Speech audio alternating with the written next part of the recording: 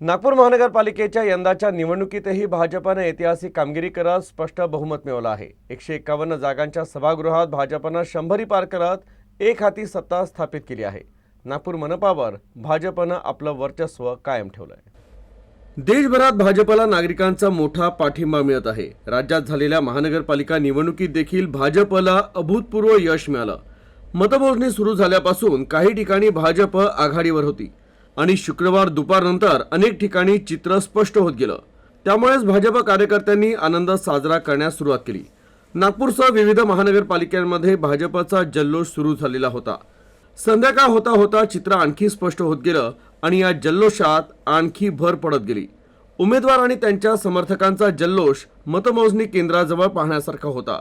ढोल ताशांच्या गजरात गुलाल उधळून सर्वांनी आनंद साजरा केला, तर उपस्थितांमध्ये मिठाई देखील वाटण्यात आली। यावेळी पक्षाचे पदाधिकारी देखील उपस्थित होते।